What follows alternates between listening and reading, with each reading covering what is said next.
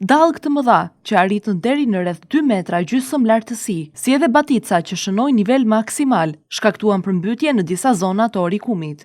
Uji i detit doli në rrugë dhe depërtoi në banesa, biznese dhe në një hotel, duke përmbytur gjithashtu rrugën e plazhit të Orikumit. Sipas banorëve, niveli i ujit në rrugë arriti në 50 deri në 60 centimetra, ndërsa në disa zona pranë shtëpive shkoi deri në 1 metër, çka i pengoi banorët të dilnin nga banesat e tyre. Më shumë se 10 banesa patën prezencë uji në obore, por edhe në shtëpi. Banorët tregojnë për dëmet që kanë pësuar si pasojë dallgëve të forta dhe depërtimit të ujit të detit. Po ashtu, edhe pronari i një hoteli, Shpendi Mustafa, shpreh se asnjëherë nuk ka parë detin që të dalë në rrugë apo dhe në banesa. Kur dolën dhe pam që na kishte pushtuar uji dhe ne para duke çudi.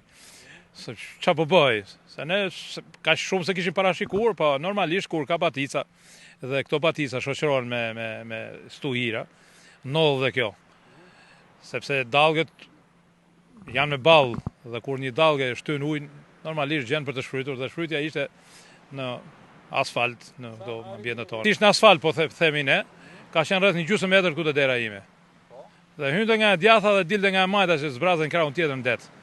E shoqëruar me rër, kjo rruga ishte mbyllur totalisht dhe në momentin që kam dalë unë shikoja që nuk dukej fare rrugë, vetëm dukej sikur ishte brenda në det një dallgë me dallgë fuqishme. Jo, kjo ishte jashtëzakonshme. Faktikisht që në paradite që pash baticën e detit thash se e kishim parashikuar duke parë në internet që do kishte dallgë, edhe thash sot do kemi probleme duke patur baticën, se normalisht dallga me batic bënd. Tani unë mora masat me një hersh, mu futa dhe sakrifikova që mora mjetet e detit i futa në pozicionin më të lartëm. Mundova stakova energjinë elektrike, po kishte bërë ca dëmën, jo në pompa, jo në kabla, në kështu, po dëmët që të kushtueshme nuk janë. Përveç rruga që banesa aty ma tanë 200 metra në kënesh, këto shtëpi që janë tu afër, është futën një 3 banesa, po edhe atje futën një krah dhe dilte një krah si lumë nëpër korridoret. Këto janë natyrës, ne s'kem çfarë të bëjmë. Por që duhet theksoj një diçka. Menjëherë policia e Orikumit dhe qendra administrative në Usos kuptohen me ato mundësi që kishte dje dhe sot, me mundësitë e tjera që angazhuan në skrepa, fadroma për të pastruar, ja dhe rruga ka filluar këtu. Ishin duke punuar deri tani, po për momentin shkuan në një zonë që ishte më me emergjencë për pastruar nga Pashalimani dhe do rikthehen prapë të pashluar zhavori.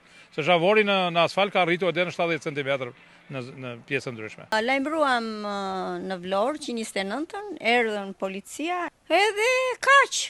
Ndonjë deri në ora 8-9, nuk e di. Nga ora 1 ra deti, sikur të ishte hap atëherë do ikte, kishte ardhur skrepi që atëherë do kishte ikur uji. Po kanë qenë shumë, po kush i pa nga uji ne që orientuam për vete. S'dolëm dot me çfarë do dilnim. Ne jetëm komplet të përmbytur me 20 pont ujë brenda. Jo, ne jetojmë në Tiranë, na njoftuan komshit. 20 pont brenda. Kurse në Baç, po kemi pat komplet. Baça ka qenë 1 metër. Situatë e ngjashme u raportua edhe në qytetin e Vlorës, ku uji doli në zonën e Lungomares.